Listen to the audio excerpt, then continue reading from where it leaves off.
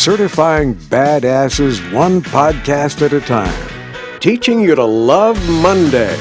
Check your baggage at licensed-to-be-badass.com and hop on the bus to Badassville. Turn up your energy with Mustang Monday. Here once again in the driver's seat is Kelly Orchard. Hey everybody, Kelly Orchard here, back in the driver's seat for Mustang Monday. First one I've been able to record for quite a while because the Mustang's been sitting in the garage with a dead battery. I tell you that on the podcast, but you're gonna have to go check this out. But I am here with Tracy Steffen. She's a new friend and a recently certified badass. Now it's just like we literally just met in this parking lot. We're recording this Mustang Monday in the parking lot of Michelle's place because this is where I have my practice and I do all my badass stuff. In fact, the badass certification class was here.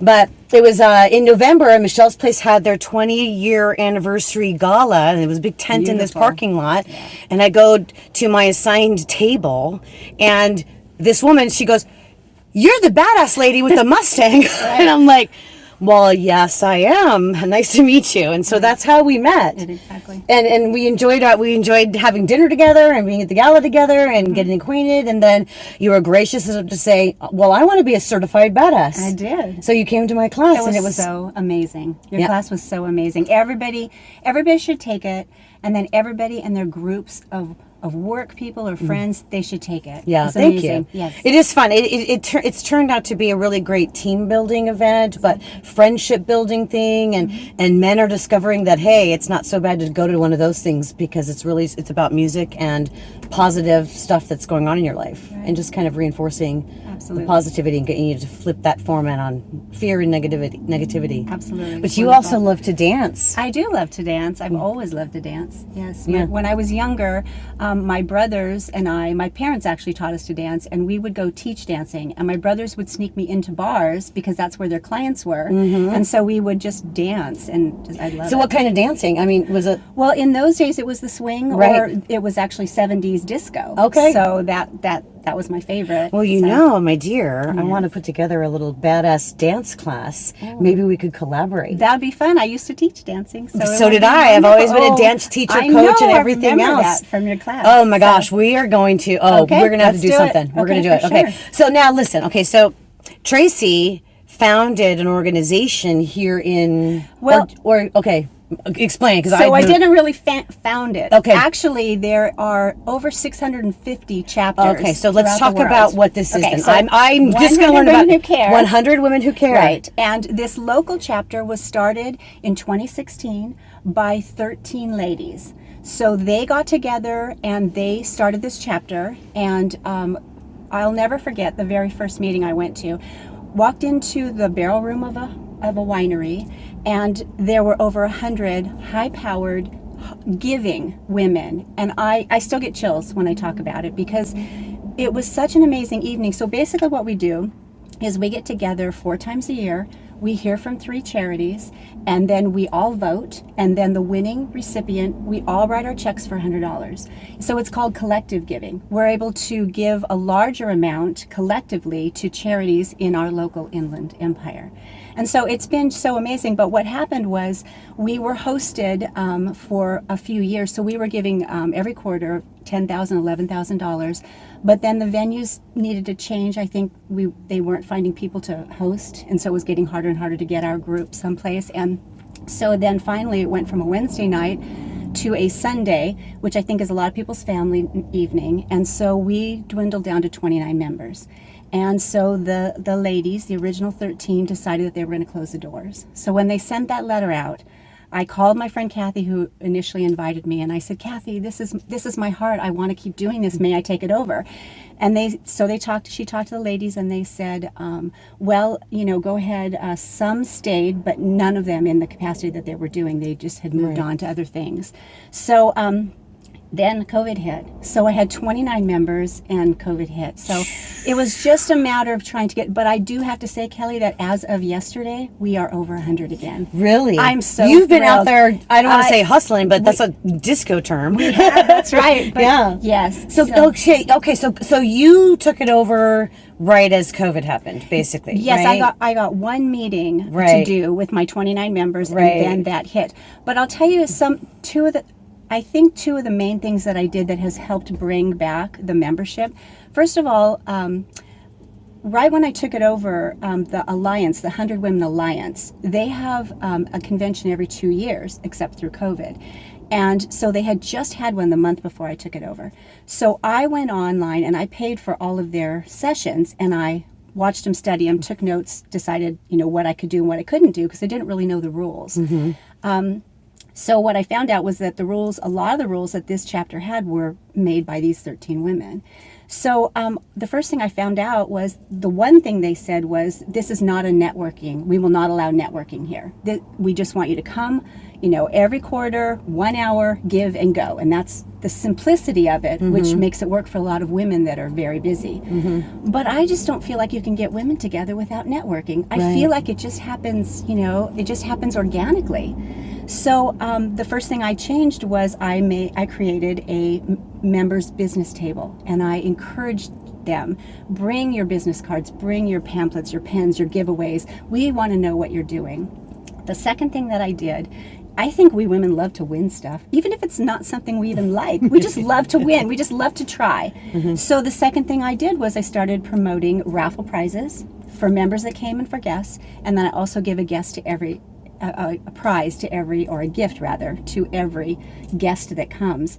And somehow that incentive, I think it just, and then now we have some alcohol, we have some tacos, we have the social hour before. Sounds like a You're party. going to get a gift if you come. Yeah. You're going to hear from 3 amazing charities, and wherever your heart leads you. Because what I have found is that we are giving well over the $100 per member. Many times you'll hear 3 charities and you'll vote on one, but your charity doesn't win. So you write your check, but then you give some to the other charity, or you go donate to that other charity, or you get more information from that charity. So we're really getting to hear all the backbone of our inland empire are these charities. They're feeding our homeless, our children, they're housing our foster kids. Michelle's Place, they're working with. Michelle's Place, of course, was a recipient of ours almost 2 years ago. So it's just been amazing. Yes. Yes. All right, so how does one find you? So Besides Mustang Monday now, obviously. See, and that's been the hardest part. So getting the word out. I've been doing mixers. So I do the business mixers. I visit them. I wear my shirt. So I attract attention. People ask.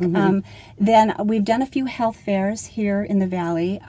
Just before COVID hit, I had 50 tickets bought at the Storm Stadium, and it was the year of 100 women voting. They were celebrating it.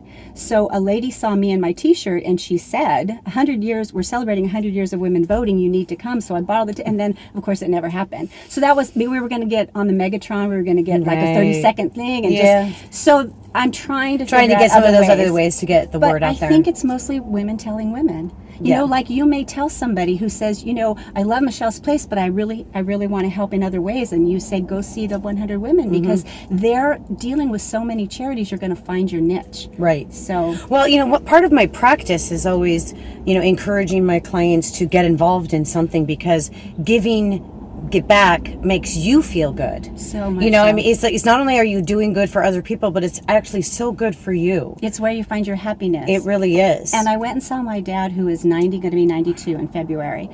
And I was telling him that we were going to go feed the homeless at Swag in Elsinore. We're committed to doing that once a month. And then the night before, I had taken my granddaughter to the Millvet packing party, and she was able to draw pictures and help us pack for the veterans. And he got a tear in his eye, and he said, Tracy, I love to hear that you're still giving. And I said, Dad, you taught me that. There really, truly is more happiness in giving than there is in receiving. And he just cried, just to know that I was still carrying on what he taught me. So it's true. You do feel better. And I think it's wonderful that you include that in your practice, because I think as well as anybody that we just feel so much better. It gives us a reason to get out of bed. It gives us a purpose. Well, you've come to my badass class, so you know what my background is. So my background is community involvement. That was my first job. Community affairs. Even when you didn't want it to be. Even when I didn't want it to be. It was like, that was my afternoon, that was my after school chore. Yes. But what I learned from that through leadership and being involved in businesses, even from a very young age, is that whatever struggles you start finding you're having, or whatever problems you have in your daily life, whether it's with work or your relationships or you got a financial issue, if you have a community, a network of people, you know where to go for help, And so here's the next thing I want to know. So how does a nonprofit apply to be one of your presenters if they can only, how do they find you? That's a great question. Our members have to nominate. Got it. Okay. A charity. So, and then the other thing that I'm trying to teach the new members is that if you nominate a charity, you need to be at our meetings so that their name goes in the bowl. And then you need to be at the meeting when they present. Because initially when this chapter opened, members weren't allowed, or members had to do the speaking. So if I nominated your charity, I had to speak.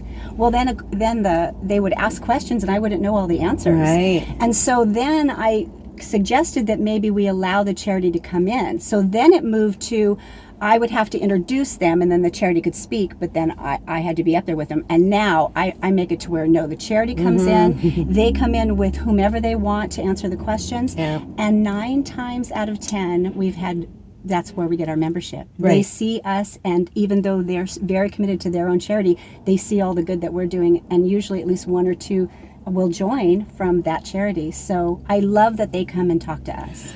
Yes, I do. What I've learned is like not everybody wants to be a public speaker either. No, exactly. So it's like I can just imagine somebody. I'm not going to nominate anybody Because if I got to be the one to speak. get up there and speak. Exactly. I So think that happened too. Yeah, I'm sure this because I was like, as you were saying that, it's like I'm picturing a half a dozen people I know that would never nominate any organization if they had to get up and tell the story. Exactly. Which is a shame. So Yes. good way to change that role. Yes. Yeah. So so when is your next? Well, I know that these are evergreen. These Mustang Mondays are evergreen. But when is your next? So January 19th. Yeah, you do them So in January. it's quarterly. So Quarterly. it's January, and then it's July. It's April, July, and October. And so this year it's the 19th, 20th, and 19th. So quarterly. Yeah. So so anybody can come. Anybody can come. So, but your membership's over 100 now. So As it's of like, yesterday. so did you have to change the name? No, because I just did. I changed the logo to 100 plus. 100 Women plus. Who Care. Because evidently that's how we started out. It just got lost in the translation. So I just did all the new logos, and I'm not wearing it, but now it's all of our new banners and everything I just picked up yesterday. They all say 100 plus Women Who Care. All right. So saying that, let's take into account that this Mustang Monday or on my podcast is Comes not before? Well, it's not just before. It's not just for Temecula. Oh, okay. So what if somebody isn't here? Okay. But they want to find. Is there a 100 Women Who Care still going on, or is it just All you over. now? All No, over. They're all over. The closest one now, I think, is Riverside.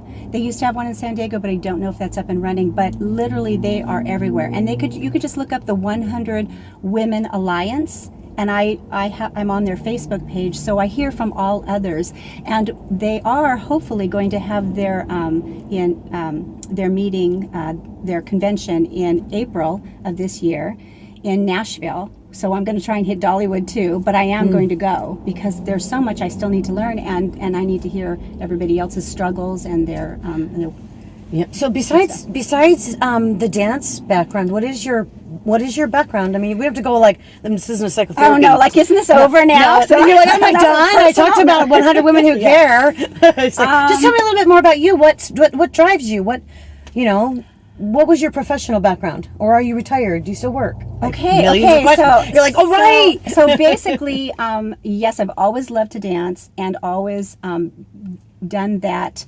Recreationally, and then taught for a season too. I actually my background, I guess, work-wise, is I ran chiropractic offices, and then I ran dental offices, and then I became a massage therapist. So for the last 20 years before I retired, I was a deep tissue massage therapist.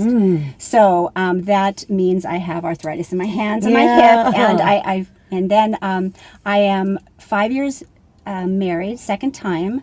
So I was able to retire when I married him. In fact, he really encouraged me to, just because my body was really breaking down. And he actually is the reason that I get to be retired and do all of this, because this is fun. This is amazing. Yeah, you're having a great time. So much more fun. I mean, I miss giving massages, but I'm just so enjoying life right now. So. Yeah. Well, I can see it's in my hand. I'm a writer, so I like to write in my journal by hand, and my hands don't really cooperate much anymore. Yes, it's frustrating, isn't it? It's like getting old is not for sissies. Yeah, I agree. I agree. Same with me. So. Well, Tracy, thank you so much for joining me today for Mustang Monday. Kelly, thanks for having me. And the reason that I came to your badass class is because I saw you interview Julie No, who's now a member of 100 Women Who Care, and then I saw you interview Terry Sue, and I literally fell in love with you. I already knew the other two ladies, but I just said, this is a lady I need to get to know. And one of the greatest things about running this organization is I get to meet ladies like you, because I'm reaching out to you because I want to know more about you, and because you know so many in the community. So I have to make myself do that. But once I met you, even just sitting across at the gala, from you, the table, it was just, you are just a very powerful yet humble woman, and I love that, because you have so many talents, but you're giving so much of yourself to so many people. And so I just said, pick me to interview, because I just wanted this one-on-one, whether anybody watches it or not. So, well, thank you. Gosh, you just touched my heart, and you just made my month now. It's like made it worth getting this girl back on the road. I know. We have really been putting this off since we met. Yes, actually since October. Right. Well, yeah. So, and then you came into the class in November. Right. The car's been dead the whole holiday season. Yeah, I'm glad it's running. Yeah. So when we close this out, I always use the tagline, and you say it with me. All right. So Kelly Orchard and Tracy Steffen. That's right. Here for Mustang Monday, reminding you to be bold, be brave, be confident, and be badass. If you enjoy these interviews, you can watch videos of Mustang Monday on Kelly's YouTube channel, too. Grab your Badass Habits ebook. Get started on your badass journey. Go to licensedtobebadass.com.